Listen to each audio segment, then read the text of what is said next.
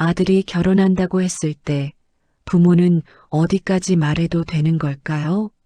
정말 축하만 해주고 가만히 있는 게 맞을까요? 아니면 마음에 걸리는 걸 말하는 게 맞을까요? 많은 부모가 이렇게 생각합니다.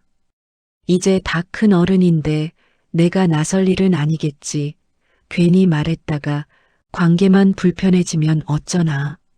그래서 마음에 걸리는 게 있어도 그냥 넘깁니다. 그런데 어떤 결혼은 문제가 있어서 힘들어지는 게 아니라 아무 문제 없어 보일 때 이미 아들의 자리가 조금씩 달라지기 시작합니다. 겉으로는 잘 지내는 것 같고 아들도 괜찮다고 말합니다.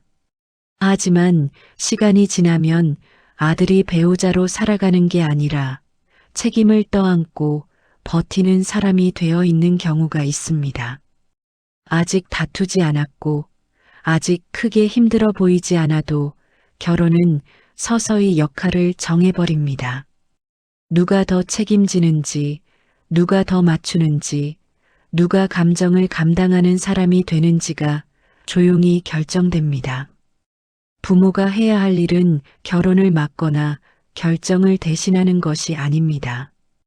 다만 아들이 지금 어떤 자리로 들어가고 있는지, 그 자리가 계속 가도 괜찮은 자리인지, 아니면 한 번쯤 멈춰서 다시 봐야 할 자리는 아닌지를 보게 해주는 것입니다. 말하지 않아서 편해지는 관계도 있지만 아무 말도 하지 않아서 나중에 더 힘들어지는 인생도 있습니다.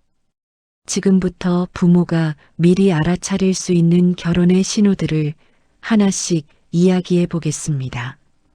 구독과 좋아요 부탁드리며 시작하겠습니다. 결혼 이야기를 들으면 부모는 보통 눈에 보이는 것부터 봅니다. 직장은 괜찮은지, 성격은 무난한지, 둘 사이에 큰 문제는 없어 보이는지. 그런데 결혼을 앞둔 시점에서 부모가 한 번쯤은 유심히 봐야 하는 건 그 결혼 안에서 아들이 어떤 역할을 맡고 있는지입니다. 말로는 잘 지내는 것 같고 큰 다툼도 없어 보이지만 준비 과정 속에서 이미 아들의 자리가 정해지고 있는 경우가 많습니다.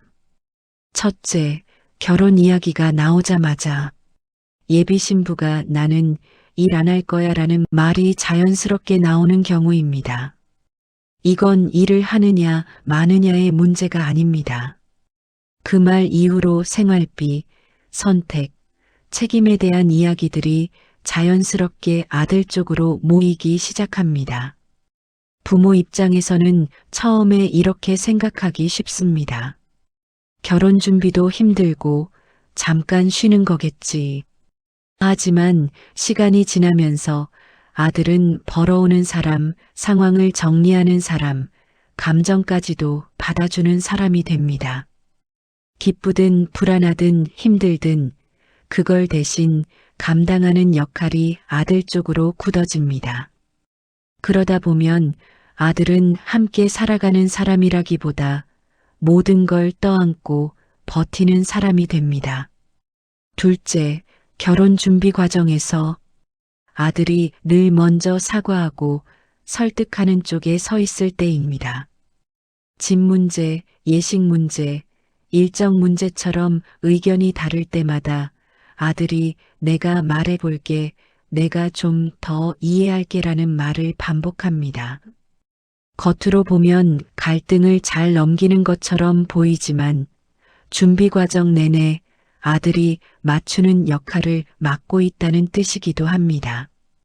이런 장면이 한두 번이 아니라 계속 반복되면 관계 안에서 누가 참고 누가 요구하는지가 자연스럽게 굳어집니다.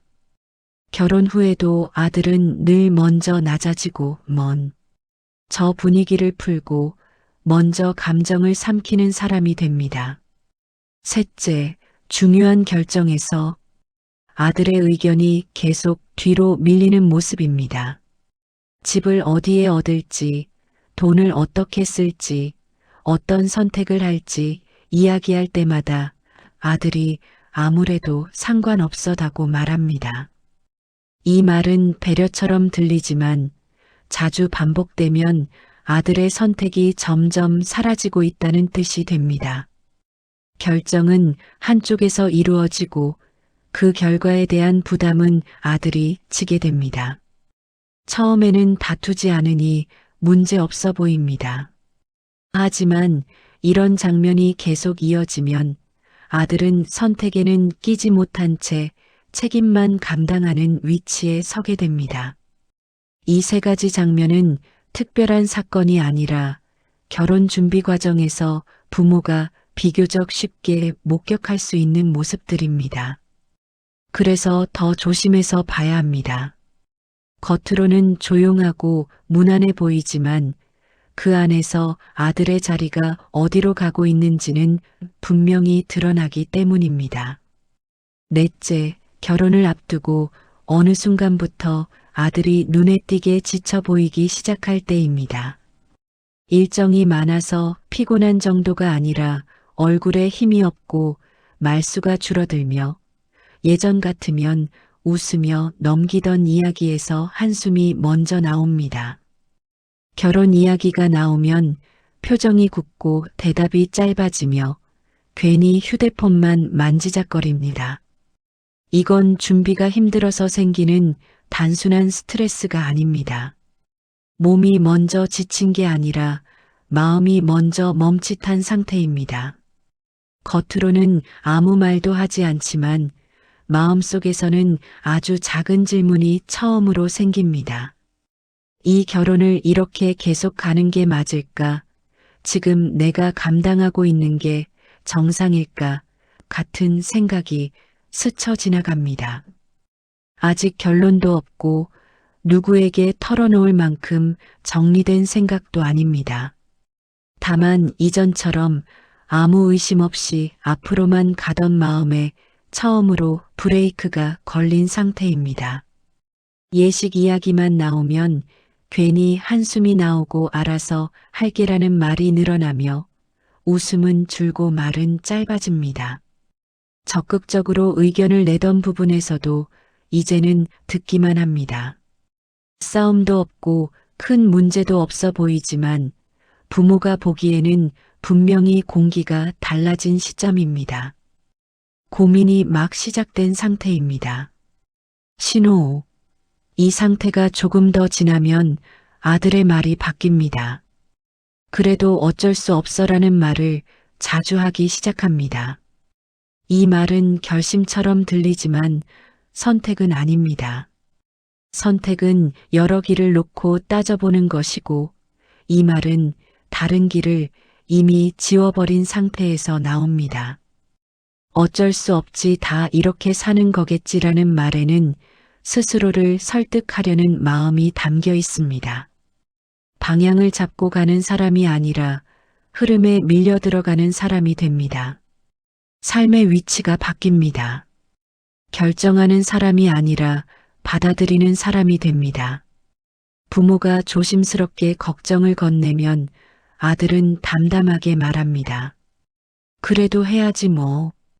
그 말에는 분노도 기대도 없습니다. 대신 체념이 묻어 있습니다. 이미 마음속에서 운전대를 놓은 상태처럼 보입니다. 어디로 가는지 정확히 알지 못한 채 멈추지 않고 흘러가고 있는 모습입니다. 마지막은 그 브레이크를 풀고 그냥 가기로 한 상태입니다. 이 두 신호는 큰 사건으로 나타나지 않습니다. 선언도 싸움도 없습니다. 그래서 부모가 놓치기 쉽습니다. 하지만 아들의 표정, 말투, 숨 고르는 방식에서 분명히 차이가 납니다. 바로 이 지점이 다음 이야기가 갈라지는 자리입니다. 부모가 어떤 말을 하느냐에 따라 이 흐름은 전혀 다른 방향으로 이어질 수 있습니다. 결혼을 앞두고 아들이 흔들리는 기색이 보일 때 부모는 어디까지 말해야 하는 걸까요? 말리면 간섭 같고 가만히 있자니 방치하는 것 같아서 많은 부모가 결국 아무 말도 하지 않습니다. 그런데 여기서 말린다는 건 결혼을 반대하겠다는 뜻이 아닙니다. 설득해서 생각을 바꾸겠다는 것도 아닙니다. 부모가 해야 할 말림은 방향을 정해주는 말이 아니라 아들이 지금 어디에 서 있는지를 비춰주는 말입니다. 감정을 섞지 않고 판단을 붙이지 않고 옳고 그름을 따지지 않은 채 지금 상태만 그대로 보여주는 것입니다. 그 사람은 문제가 있어, 이 결혼은 틀렸어 같은 말은 아들을 바로 방어하게 만듭니다. 반대로 이렇게 말해보는 겁니다. 결혼 이야기할 때 내가 예전보다 많이 지쳐 보여.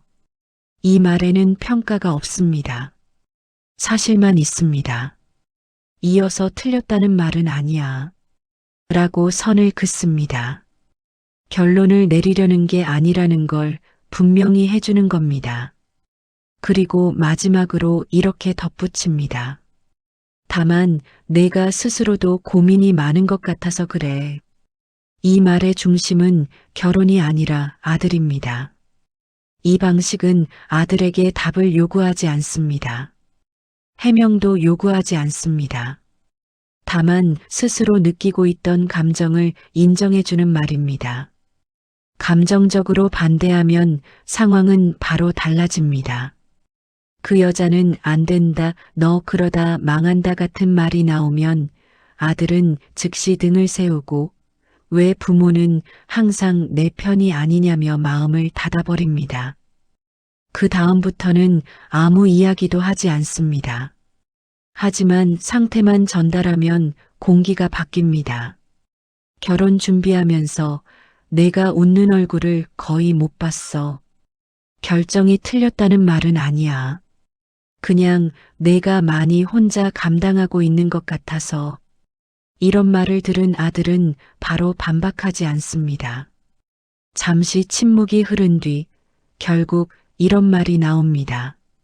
나도 사실 불안하긴 했어. 이 고백은 부모가 만든 게 아닙니다. 아들 안에 이미 있던 말을 꺼낼 수 있게 한 겁니다. 이게 말림의 역할입니다. 멈추게 하거나 끌어당기는 게 아니라 아들이 자기 마음을 무시하지 않게 붙잡아주는 일입니다. 부모가 할 수 있는 최선은 여기까지입니다. 결혼을 하든 다시 고민하든 선택은 아들이 합니다. 하지만 아무 생각 없이 밀려 들어가는 상태에서만큼은 아들을 꺼내 놓을 수 있습니다. 말하지 않으면 조용히 지나가지만 상태를 짚어주는 말 한마디는 아들이 자기 인생의 운전대를 다시 손에 쥐게 만듭니다. 그렇다면 지금 부모는 아들의 선택을 존중한다는 이유로 정말 아무 말도 하지 않는 게 맞을까요? 부모가 아무 말도 하지 않으면 그게 정말 존중일까요?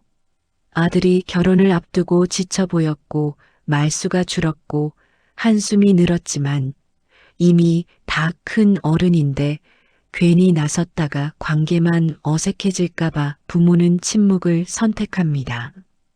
겉으로는 평온합니다. 결혼은 예정대로 진행되고 예식도 치르며 새로운 가정이 만들어집니다. 그런데 이 침묵은 아들에게 한 가지 메시지를 남깁니다. 이 문제는 내가 혼자 책임져야 할 일이라는 신호입니다. 그래서 아들은 더 말하지 않습니다. 힘들어도 괜찮다고 하고 불안해도 스스로 정리하려 듭니다. 선택을 함께 고민하기보다 혼자 감당하는 쪽으로 마음이 굳어집니다. 시간이 지날수록 아들의 말은 줄고 부모와의 대화는 얕아집니다. 그러다 감정이 쌓이고 관계가 흔들리는 지점에서야 문제가 겉으로 드러납니다. 그제서야 부모는 결혼을 준비하던 시절의 표정과 방식이 떠오릅니다.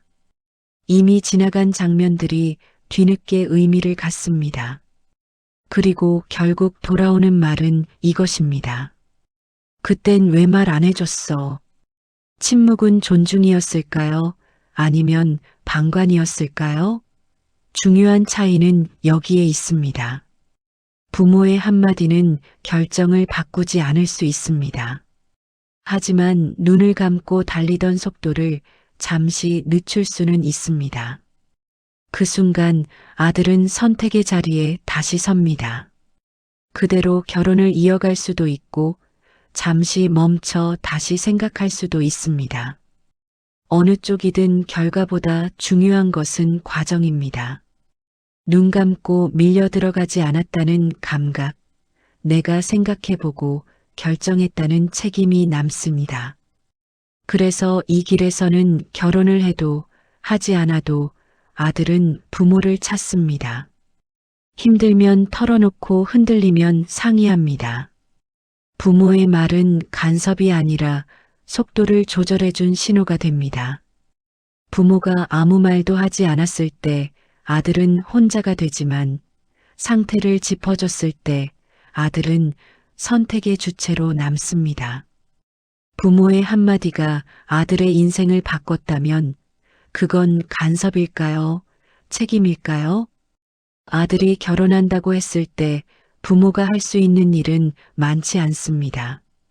대신 살아줄 수도 없고 대신 결정해 줄 수도 없습니다. 하지만 한 가지는 할 수 있습니다.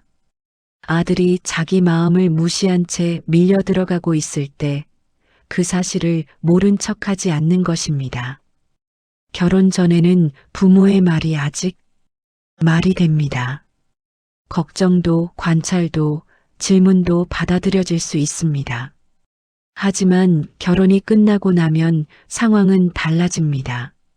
그때부터 부모의 말은 조언이 아니라 간섭이 되고 걱정은 잔소리가 됩니다. 그래서 이 시기를 놓치면 다시는 같은 말을 할 수 없습니다.